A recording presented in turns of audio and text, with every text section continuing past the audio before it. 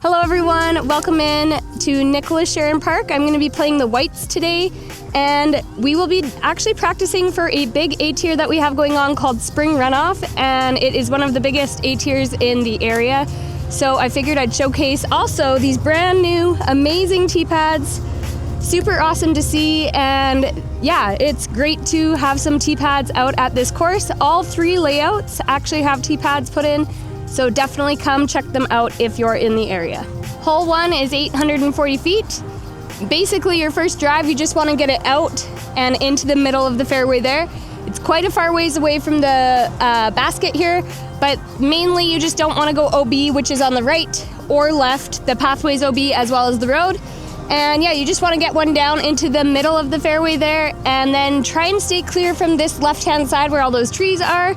For me, as a right-hand, backhand player, I generally speaking will do like 2 big hyzers, and then I will probably have an approach to birdie. So yeah, that's kind of what I'm gonna do, but yeah, it's really fun and nerve-wracking hole to start on because there is quite a bit of OB, but there's a lot of room to play with in the fairway as well. Also, Lethbridge is one of the windiest places in Canada, so it is definitely an added challenge. I'm going to be throwing a grace and putting it on some hyzer and just hoping to stay in the middle of the fairway like I was saying before.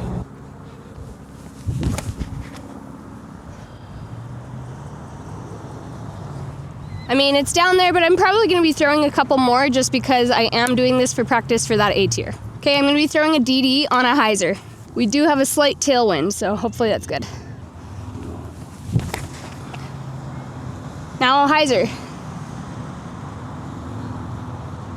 Yeah, that got me some distance, so that was pretty good, but definitely risky if you have like some sort of headwind. It might not work out, but that one felt good.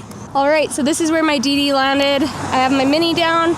I'm actually probably just gonna throw the same disc on a hyzer and hope that it flips just enough and I get some decent distance out of it.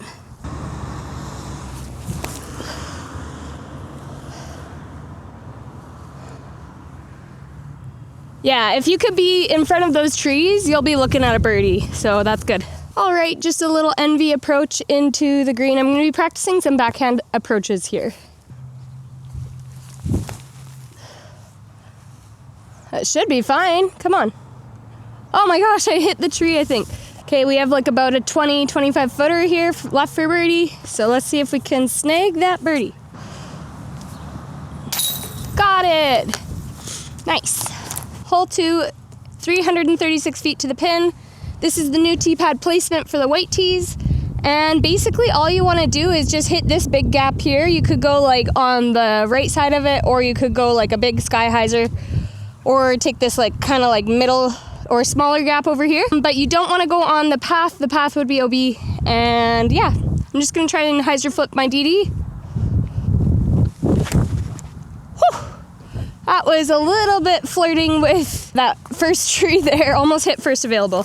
I'm gonna grab my Hades actually and stable up just a little smidge and see if I can do that same thing again, but a little better. Oh wow, did not mean to go on that left side, but I'm not mad about the shot. All right, we just have like a little forehand approach up to the green. I'm gonna be using that a lot at this tournament, so I gotta make sure it's all dialed in.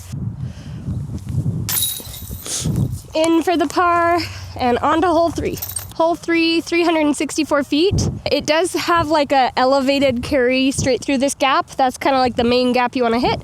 And then it actually does go severely downhill after that. I'm just gonna be throwing my Hades out to the right hand side. We have a little bit of a right to left headwind, so I'm hoping that this will just hold straight. It's a little nose up, but shoot, hit that last branch there.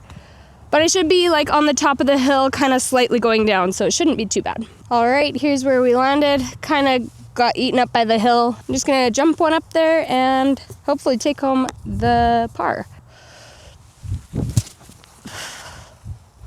Oh, that's still a ways. I might try actually a forehand approach just to see the difference.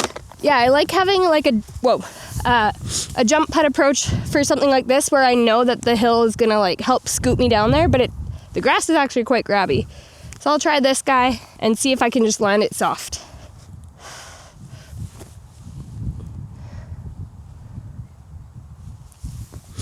Got a decent roll away, but not bad. Did give it the right amount of touch that it needed. Both of these are about the same. I figure I may as well try the scarier downhill putt versus the one that's kind of like more flat. There we go. Hole 4, 419 feet, straight down this hill and just like right in the middle of those little tree groupings there. What you don't want to do is burn one over on the right side. The miss would be like, if you want to miss, definitely hyzer out over into the open field. That tree situation on the right-hand side is really tricky to get out of. I will be throwing the Hades. We do have a tailwind, so I think if I just like throw it on a little baby hyzer or flat, it should just like kind of dump out to the left-hand side there, so.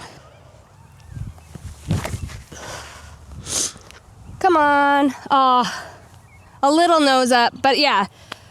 That's the better miss. Usually if I can get one flat and really hard, I can get it to like S kind of turn, but that was a little bit nose up. All right, here's where we landed. Again, I have like kind of like a straight tail. I'm gonna be trying a jump putt up to the pin. I mean, that should be fine. Oh, right side or left side. There we go. Player 2 corrected. Hole 5, 563 feet, and it is a par 4. They used to have this hole for the whites actually in front of this tree grouping, and now they've forced us to kind of hit this middle kind of gap here. It's a low ceiling, and once you hit that, you should be in the clear. There's not really any OB or anything you have to look out for here, but just push straight, and I'm going to be throwing a Hades again. I'm going to put it on a hyzer and just try and get it straight through the gap. There we go. I mean, I made the gap, but I definitely would prefer something higher than that. Okay, I'm going to be trying a DD on a hyzer and seeing if I can get it straight through that gap, just like I tried with the Hades here. There we go. I mean, it's down there. Really, on that first shot, all you want to do is get it through that gap, but distance does help a lot. Okay, here's where my Hades landed. My DD is just up to the right there, about, I don't know, 90 to 100 feet. And we got the basket there. And we're gonna go try and get ourselves up there.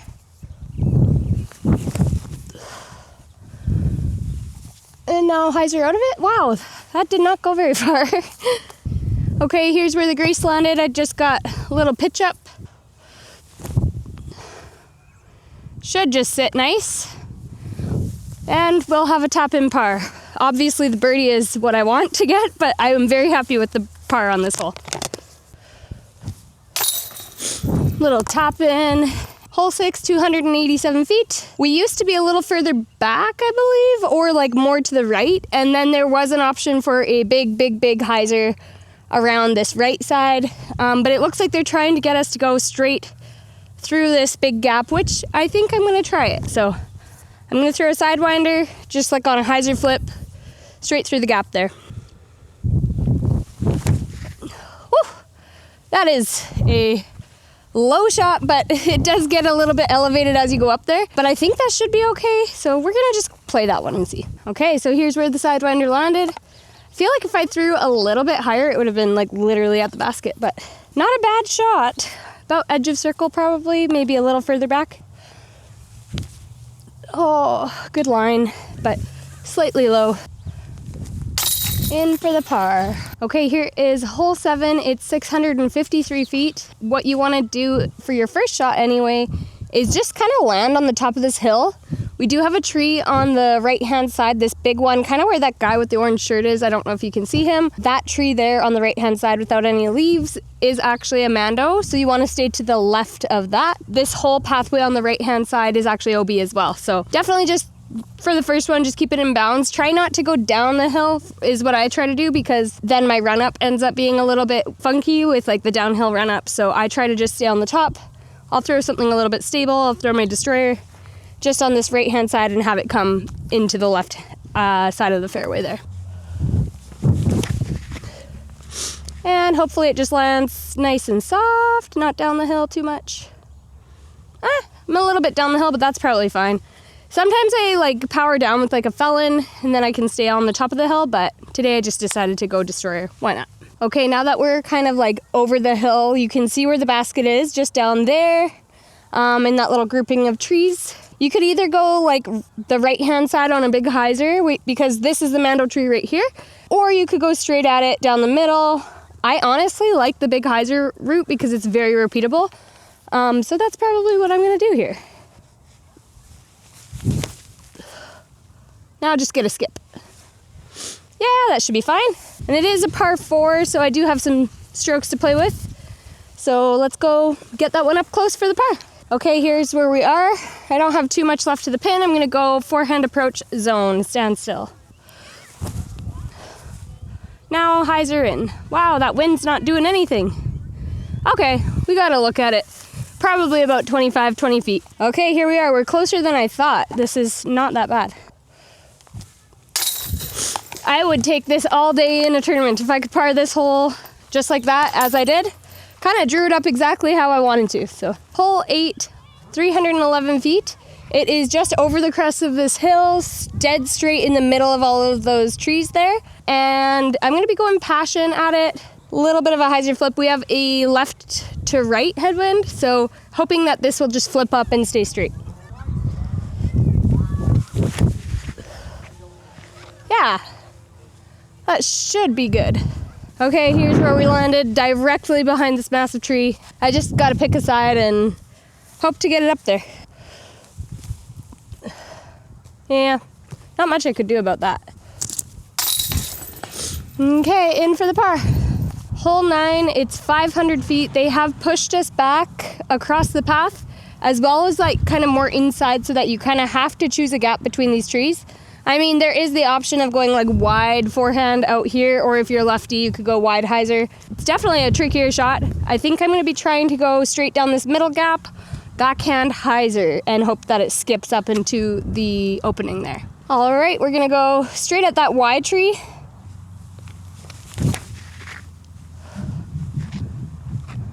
Ah, caught up. I might try something a little flippier. Might try my Hades and just see if I can get it dead straight and then hyzer. Because that one kind of hyzered right out of my hand. There we go, that's better. I mean, at least from there, I'm like right in the landing zone. No trees around me. My next up shot should be pretty open, so I think I'm probably gonna take that one, but we'll see. Okay, here's where the destroyer landed. I'm just gonna throw a grace on hyzer, kind of straight at that right-hand tree, out wide there.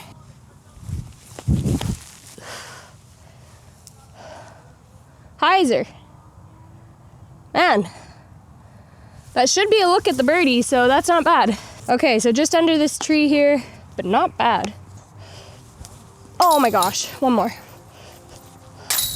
There we go. And I also threw off camera, I threw my proxy from the Hades spot. Managed to get that one up here too, so that's good. I got some options. Thank you so much for watching the front 9 of Nicholas Sheran Park. Be sure to check out the affiliate links that I have in the description below if you'd like to support the channel. Please subscribe and stick around so you can see the back 9. We'll see you there. Bye!